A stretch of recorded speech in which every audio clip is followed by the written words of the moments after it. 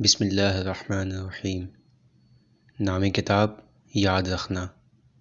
شہید حمید سیاہ کلی مرادی کی داستان زندگی آپ کی ہمسر کی زبانی۔ جمعرات کے دن میں اپنے کپڑے استری کرنے میں مشغول تھی کہ گھر کی گھنٹی بجی۔ کچھ لمحوں بعد امی کمرے میں آئیں اور کہا حمید آیا ہے، امام بارگاہ جا رہا ہے، اسی لیے اوپر نہیں آیا، لگتا ہے تم سے کچھ کام ہے۔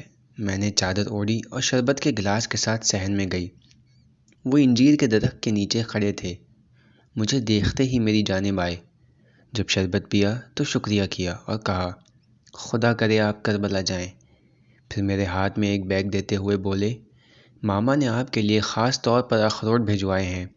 میں نے بھی شکریہ کیا اور پوچھا نکاح کے حوالے سے کیا پیش رفت ہوئی؟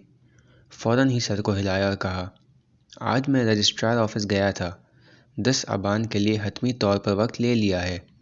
میں نے کہا اب آپ اوپر کیوں نہیں آئے؟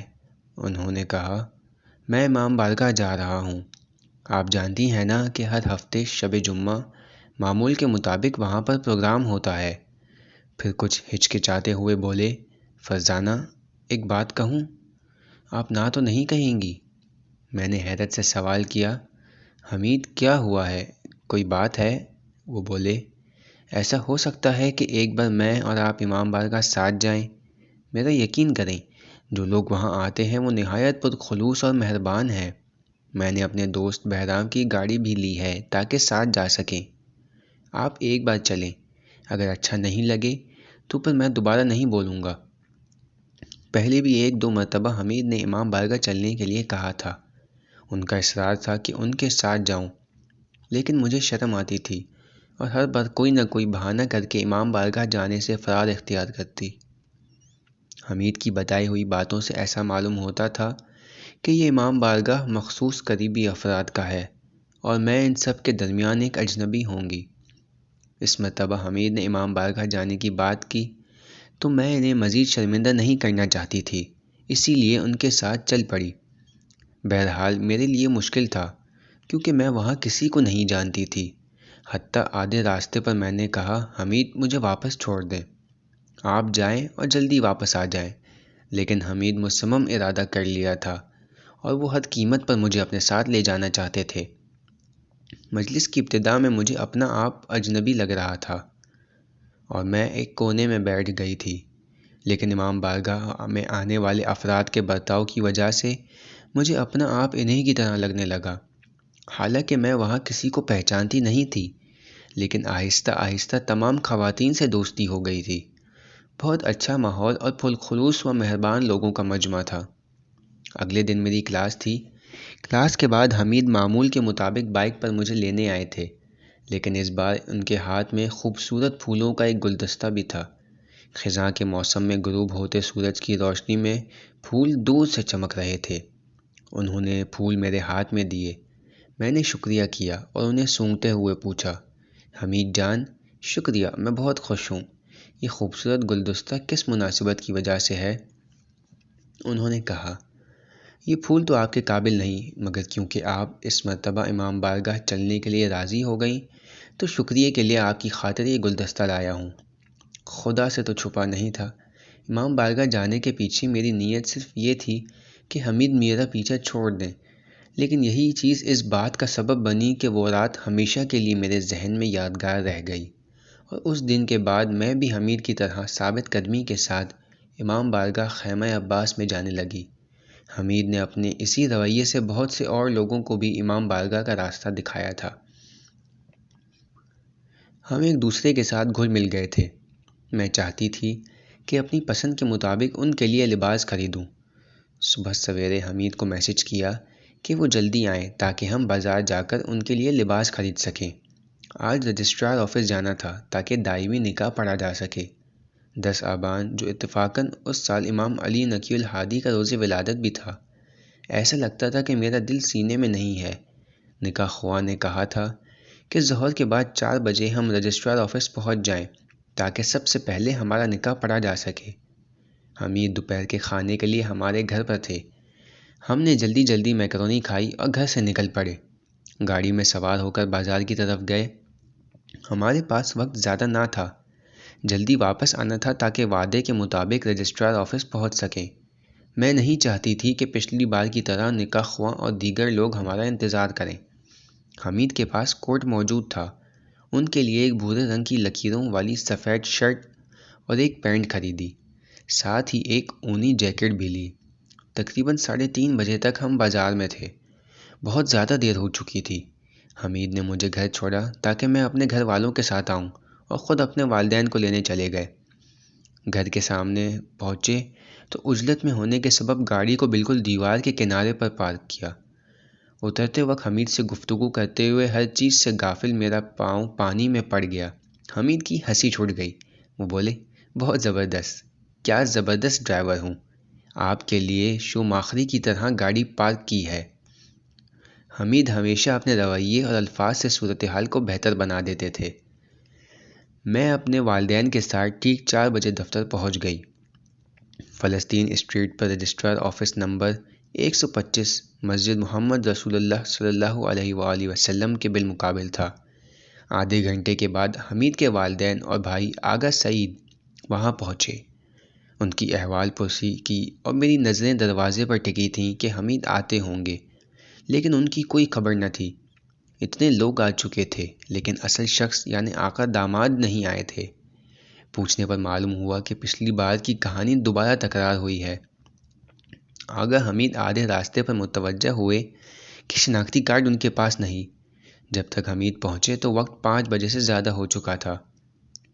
فوجی ہونے کے باعث میرے والد وقت کے معاملے میں حساس تھے۔ 4 اور 4:05 کے درمیان ان کے لیے فرق تھا۔ ہم بھی اسی طرح بڑے ہوئے تھے۔ میں حمید کے دیر سے آنے کی بنا پر پریشان تھی۔ حمید اپنے ابو اور امی کے ساتھ کمرے کے ایک طرف بیٹھے تھے، میں بھی اپنے والدین کے ساتھ ان کے بالمقابل بیٹھی تھی۔ نکاح خواں نے کہا تھا کہ کیونکہ ہم وقت پر نہیں آئے اور دوسروں نے پہلے ہی سے وقت لیا ہوا ہے، لہٰذا ہمیں صبر کرنا ہوگا تاکہ سب کا کام ہو جائے اور آخر میں ہمارا نکاح پڑھا جا سکے۔ دلہا اور دلہن ایک ایک کر کے آتے اور خطبہ عقد کے لیے اندر جاتے۔ ہم سب کو دیکھنے کے لیے رہ گئے تھے۔ حمید کو جب محسوس ہوا کہ میں ناراض ہوں تو میسج کیا، میری ڈارلنگ ناراض نہ ہو، اس میں یقیناً کوئی مصلحت ہے کہ میں شناختی کارڈ کو 2 بار بھولا ہوں۔ جب انہیں معلوم ہوتا کہ میں ناراض ہوں تو مجھے انگریزی زبان میں ڈارلنگ کہتے، جس کے معنی ہے میری عزیز بیوی۔ جس وقت وہ فارغ ہوتے تو زبان سیکھنے کی کلاسوں میں جاتے۔ وہ انگریزی زبان سیکھنا چاہتے تھے۔ کہتے تھے کہ ایک شیعہ جوان کے لیے ضروری ہے، کبھی بھی کام آ سکتی ہے، اور اکثر و بیشتر ان انگریزی الفاظ کا استعمال کرتے۔ میں نے ان کا میسج پڑھا لیکن جواب نہیں دیا۔ میں واقعاً ناراض ہو گئی تھی۔ میرے موبائل کے میسج کی آواز پھر بلند ہوئی۔ جب دیکھا تو پتہ چلا کہ اس بار ایک مزاحیہ جملہ بھیجا ہے، اور پھر میں اپنی ہنسی کو روک نہ سکی۔ حمید نے مجھے ہنستے ہوئے دیکھا تو مسکرا دیے۔ ہم دونوں اسی آسانی کے ساتھ ایک دوسرے کو منا لیا کرتے۔ اگر کوئی بحث ہوتی تو سادگی اور آسانی سے معاف کر دیتے، بہت آسانی سے۔ حمید نے بھورے رنگ کا کوٹ اور شرٹ پینٹ کے ساتھ پہنا ہوا تھا جو ہم خرید آئے تھے۔ میں نے پوچھا، شرٹ ٹھیک آئی، اچھی لگی؟ پھپھو نے جب میرا سوال سنا تو حمید کو دیکھا اور مسکرائیں۔ میری امی نے پوچھا، آپ کیوں مسکراتی ہیں، کچھ ہوا ہے؟ پھپھو نے کہا، حمید جب گھر آیا تو میں نے اس سے کہا کہ تمہارے کپڑے استری کیے ہوئے تیار ہیں، انہیں پہن لو تاکہ دیر نہ ہو جائے اور پھر آفس چلتے ہیں۔ لیکن وہ نہیں مانا، کہنے لگا وہی شرٹ پہنوں گا جو ابھی خریدا ہے۔ جتنا بھی کہا کہ یہ شرٹ استری ہو چکی ہے، تیار ہے، لیکن وہ نہیں مانا۔ پھر بہت وقت لگا کر اس شرٹ کو استری کیا۔ میں بہت خوش ہوئی کہ میری پسند حمید کے لیے اس قدر اہمیت رکھتی ہے۔ 7 دلہا اور دلہنوں کا نکاح ہم سے پہلے پڑھا گیا۔ بھورے رنگ کے پردوں کے ساتھ رجسٹرار آفس بہت خوبصورت تھا، جہاں 2 طرف دلہا اور دلہنوں کے لیے کرسیاں لگی تھیں اور نکاح پڑھے جانے کے مقام پر اوپر سے سبز رنگ کے کپڑے سے ایک علیحدہ جگہ بنائی گئی تھی۔ ہماری باری آئی تو اندر گئے اور سفرہ عقد کے قریب بیٹھ گئے۔ دلہن صاحبہ، کیا آپ حق مہر معاف کر دیتی ہیں تاکہ ہم صیغہ محرمیت کو فسخ قرار دیں؟ مجھ سے پہلے اندر جانے والی 7 دلہنوں نے اپنا صیغہ محرمیت کا حق مہر بخش دیا تھا۔ میں نے حمید پر ایک نگاہ ڈالی اور کہا، نہیں، میں نہیں بخشتی۔ سب کی نظریں حیرانی کے ساتھ میری طرف اٹھیں۔ بابا نے مجھ سے پوچھا، کیا تم حق مہر لوگی؟ میں نے صاف جواب دیا، جی میں لوں گی۔ حمید مسکرائے اور بولے، میں تیار ہوں کہ ابھی ابھی ادا کروں۔ نکاح خواہ مسکرائے اور کہا، پھر دلہن صاحبہ کے مطالبے کے مطابق داماد صاحب کو یہ حق مہر ادا کرنا ہوگا۔ صیغہ محرمیت کے فسخ ہونے کے بعد نکاح دائمی کی شرائط پڑھائی گئی۔ میں قرآن کو استخارے کے موقع کی طرح کھولنا چاہتی تھی، لیکن حمید نے مشورہ دیا کہ سورہ یاسین نکالوں۔ جس لمحے نکاح پڑھا جا رہا تھا، انہوں نے کہا، فرزانہ دعا کریں، خدا سے درخواست کریں کہ جو میری دعا ہے وہ پوری ہو جائے۔ میں نے حمید کے چہرے کو دیکھا۔ میں نہیں جانتی تھی کہ ان کی دعا کیا ہے۔ میں جاننا چاہتی تھی کہ وہ ایسے لمحے میں کس دعا کے متعلق سوچ رہے ہیں۔ میں نے تہہ دل سے دعا کی کہ جو کچھ بھی وہ خدا سے چاہتے ہیں، اگر اس میں ان کے لیے خیر اور سلامتی ہے تو ویسا ہی ہو جائے۔ نکاح خواہ نے مجھ سے 3 مرتبہ اجازت طلب کی تاکہ ہماری جانب سے وکیل قرار پائیں۔ میں نے 2 مرتبہ پوچھنے پر انتظار کیا اور پھر کہا، اعوذ باللہ من الشیطان الرجیم، بسم اللہ الرحمن الرحیم۔ امام زمانہ کی اجازت سے اور اپنے بابا و ماما اور بزرگوں کی اجازت سے، ہاں قبول ہے۔ حمید نے بھی بالکل یہی جملہ دہرایا۔ نکاح خواہ کو بہت اچھا لگا۔ انہوں نے کہا، بہت سارے لوگ یہاں نکاح کے لیے آئے لیکن نہ بسم اللہ کہا اور نہ ہی امام زمانہ سے اجازت لی۔ اس مرتبہ بھی میں نے کہا ہاں، اور مغرب کی اذان ہوئی۔ حمید مسکرائے، میرا ہاتھ تھاما اور بولے، دیکھا کوئی مصلحت تھی، قسمت میں تھا کہ آپ مجھے ہاں کہیں اور اذان کی آواز بلند ہو جائے۔ پھپھو اور امی کو چوما۔ میرے لیے ایک چوڑی خریدی تھی جو مجھے چھوٹی تھی۔ طے ہوا کہ اسے تبدیل کروا کر ایک بریسلیٹ خرید لیں گے۔ سامان سے بھرا ایک سوٹ کیس لائے تھے۔ قرآن، نماز کی چادر، مسواک، ایک نہایت ہی اچھی خوشبو والے پرفیوم کے ساتھ جو سب کا حمید نے اپنی پسند سے منتخب کیا تھا۔ جب ہم رجسٹرار آفس سے باہر آ رہے تھے تو حمید نے کہا، جب میں کربلا گیا تھا تو آپ کے لیے چادر عروسی لانا چاہتا تھا، لیکن میں نے سوچا تھا کہ شاید آپ کی پسند نہ ہو۔ انشاءاللہ جب ہم کربلا ساتھ جائیں گے تو آپ اپنی پسند سے ایک خوبصورت چادر عروسی خرید لیجئے گا۔ جب تک نکاح ختم ہوا تو آغا سعید بھی اپنی دلہن کے ساتھ وہاں آ چکے تھے۔ انہوں نے کہا، آپ دونوں کا ابھی ابھی نکاح ہوا ہے، لہٰذا ہماری گاڑی لے جائیں اور کہیں کھانا کھا آئیں۔ آغا سعید پولیس میں کارندے تھے اور عموماً مشن پر یا کسی ٹریننگ کے لیے سیستان و بلوچستان جایا کرتے تھے۔ بہت کم ہی قزوین میں ہوتے، یہاں تک کہ جس دن ہمارا صیغہ محرمیت پڑھا گیا اس دن بھی تمام اہل خاندان موجود تھے، لیکن آغا سعید زائدان گئے ہوئے تھے۔ حمید نے ان سے کہا، نہیں بھائی، آپ ابھی ابھی مشن سے واپس لوٹے ہیں، اپنی بیوی کے ساتھ کہیں جائیں، ہم پیدل چلے جائیں گے، کوئی مسئلہ نہیں۔ باقی سب سے خدا حافظی اور مسجد میں نماز کی ادائیگی کے بعد بازار کی طرف چل دیے۔ حمید کے شوماخری کی طرح گاڑی چلانے، غلط جگہ پارک کرنے اور میرے پاؤں کے پانی میں پڑ جانے کے بعد مجھے موقع ہی نہیں ملا تھا کہ نیا موزہ تلاش کروں۔ جلدی جلدی میں سفید موزے پہن لیے تھے۔ میں نے حمید سے کہا، ان سفید موزوں میں مجھے شرم آ رہی ہے، جو پہلی دکان نظر آئے وہاں سے کالے رنگ کے موزے خرید لیتے ہیں۔ پیدل چلتے ہوئے چوراہے کو طے کرتے ہوئے خرازی تک پہنچے۔ وہاں دکان والے نے پوچھا کہ باریک موزے دوں یا موٹے والے؟ میں نے کہا، کوئی بھی، صرف رنگ سیاہ ہو۔ حمید نے بلا فاصلہ کہا، نہیں، موٹے ہوں تو بہتر ہے۔ حمید کا یہ رویہ مجھے بہت پسند تھا۔ مجھے ایسا لگتا تھا کہ ان کی توجہ ہمیشہ میری طرف ہے۔ سبزہ میدان پہنچ کر ہم ہوٹل میں گئے۔ معمول کے مطابق انہوں نے کباب کا آرڈر دیا۔ کھانا آنے تک انہوں نے 15,000 تومان گن کر میرے ہاتھ میں دیے اور کہا، خانم یہ لیں آپ کا حق مہر۔ میں نے پیسے لیے اور کہا کہ اجازت دیں کہ میں گن کر دیکھوں، کہیں کم نہ ہو۔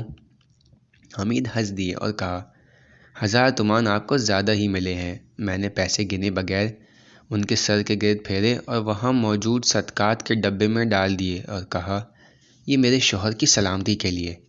ہمارے نکاح کے بعد کا دورانیہ خزاں اور سردی کے ایام کے ساتھ ٹکرایا تھا۔ یہ دل میں گھر کر جانے والے لمحات تھے۔ مسئلہ صرف یہ تھا کہ دن بہت مختصر ہوتا اور سرد ہوا کی بنا پر ہم باہر جانے کے بجائے زیادہ تر گھر ہی میں ہوتے۔ ہمارے نکاح کے اگلے دن کھانے پر حمید کی دعوت تھی۔ ابھی میں نے کام شروع ہی کیا تھا کہ گھر کی گھنٹی بجی۔ میرا اندازہ تھا کہ آج بھی پہلے کی طرح حمید بہت جلد ہی ہمارے گھر آ جائیں گے۔ جس دن سے ہم محرم ہوئے تھے وہ جلدی آیا کرتے تھے، چاہتے تھے کہ خود کچھ کام کریں۔ ایسا نہیں تھا کہ عین دوپہر یا رات کے کھانے کے وقت پہنچیں۔ سب سے سلام اور احوال پرسی کے بعد وہ میرے ساتھ باورچی خانے میں آیا اور کہا، واہ واہ، دیکھتے ہیں ماسٹر شیف نے کیا کیا ہے۔ میں نے کہا، نہیں بھائی، زحمت تو ماما نے کی ہے، میں تو صرف تلنے کا کام کر رہی ہوں۔ تیل کافی حد تک گرم ہو چکا تھا تو میں نے تلنا شروع کیا۔ حمید نے کہا، اگر میں کوئی مدد کر سکوں تو بتائیں۔ میں نے کہا، کیا آپ مرغی صاف کرنا جانتے ہیں؟ بابا مرغیاں لائے ہیں، مجھے ان کی صفائی کرنی ہے۔ وہ کرسی پر ٹھیک سے بیٹھ گئے اور بولے، میں چاہتا ہوں یہ سیکھ لوں تاکہ آپ کی مدد کر سکوں۔ میں ہنس دی اور کہا، صاف ظاہر ہے کہ جس گھر میں پھپھو جیسی خاتون ہاؤس وائف ہوں اور پھپھو کی بیٹیاں سارے کام انجام دیں، وہاں آپ بیٹوں کا گھرداری سے کوئی سروکار نہ ہوگا۔ انہوں نے کہا، ایسا بھی نہیں ہے فرزانہ خانم، میں باقی مردوں کے درمیان اول درجے کا باورچی مشہور ہوں۔ جب ہم سنبل آباد جاتے ہیں تو میں ہی کھانا بناتا ہوں۔ حمید کے ساتھ گفتگو کی وجہ سے میری توجہ ہٹ گئی۔ تلتے وقت تیل میرے ہاتھ پر لگا۔ حمید نے دیکھا کہ میرا ہاتھ جل گیا ہے تو بولے، آپ یہاں کرسی پر بیٹھیں، باقی میں تلوں گا۔ بعد میں آپ کے لیے لمبے دستانوں کی جوڑی لے لوں گا تاکہ آپ کے ہاتھوں پر تیل نہ لگے۔ میں کرسی پر بیٹھ گئی اور کہا، اگر آپ کی توجہ تلنے کی جانب ہے تو میں مرغیاں صاف کرتی ہوں، آپ بھی دیکھیں اور یاد کر لیں تاکہ جب ہم اپنے گھر جائیں تو آپ مرغی صاف کرنے میں میری مدد کر سکیں، کیونکہ وہ چاہتے تھے کہ گھر کے کاموں میں میرے مددگار ہو سکیں۔ لہٰذا فوراً ہی کرسی رکھ کر میرے نزدیک بیٹھ گئے۔ آپ نے موبائل کا کیمرہ آن کیا اور کہا، میں ریکارڈنگ کر لیتا ہوں کیونکہ بالکل ٹھیک طرح سے سیکھنا چاہتا ہوں، کوئی چیز رہ نہ جائے۔ میں نے کہا، حمید آپ بھی نہ۔ میں نے مرغی صاف کرنا شروع کی، کام کے دوران وضاحت بھی کی، پہلے یہاں سے کاٹتے ہیں، توجہ رہنے کے مرغی کی کھال کو اس طرح علیحدہ کریں، یہ حصہ کباب بنانے کے کام آتا ہے۔ اور بالکل ایک درس والی کلپ کی طرح انہوں نے اس ریکارڈنگ کو 30 سے زیادہ مرتبہ دیکھا، اس طرح کہ مکمل طور پر کام سیکھ گئے۔ باقی مرغیوں کو بآسانی مجھ سے زیادہ اچھی طرح اور جلدی صاف کر دیا۔ کھانا کھا چکے تو معمول کے مطابق انہوں نے امی کو برتن دھونے نہ دیے، بولے میں اور فرزانہ دھوئیں گے، برتن دھونے کے ساتھ اپنی باتیں بھی کریں گے۔ میں برتنوں پر صابن لگاتی اور حمید انہیں پانی سے دھوتے، اس دوران شرارت کرتے اور میرے سر اور چہرے پر پانی پھینکتے۔ میں نے حمید سے کہا، کیا آپ جانتے ہیں کہ نکاح کے اس دورانیے میں میری خواہش کیا ہے؟ ہنستے ہوئے انہوں نے پوچھا، کیا ہے؟ ایسا تو نہیں کہ ان 6 ملین تومان حمید کی ماہانہ تنخواہ کو خرچ کرنے کی منصوبہ بندی کی ہے؟ میں نے کہا، اس کے لیے منصوبہ بندی کی ضرورت نہیں، حمید کے پاس جو کچھ بھی ہے وہ میرا ہے، میرے پاس بھی جو کچھ ہے وہ حمید کا ہے۔ انہوں نے کہا، اب بتائیں کہ آپ کی خواہش کیا ہے، میں سننا چاہتا ہوں۔ میں نے کہا کہ میری پہلی خواہش یہ ہے کہ یونیورسٹی سے لے کر گھر تک چہل قدمی کریں اور ساتھ وقت گزاریں، اور دوسری یہ کہ دونوں مل کر میلدار کے پہاڑ کی چوٹی تک جائیں۔ میں جب چھوٹی تھی تو اپنے ماموں کے ساتھ پہاڑ کے سرے تک گئی تھی لیکن اوپر نہ جا سکی۔ حمید نے کہا، مجھے اچھا لگا کہ آپ ایک قناعت پسند انسان ہیں، سادہ سی خواہشات ہیں آپ کی۔ یونیورسٹی سے گھر تک میں آپ کے ساتھ ہوں، لیکن پہاڑ پر جانے کا وعدہ نہیں کرتا، کیونکہ فوجی بیس اور ہماری ڈیوٹی کا علاقہ بن گیا ہے۔ بہت مشکل ہے کہ پہاڑ کی بلندی تک جانے کی اجازت دیں۔ بسم اللہ الرحمن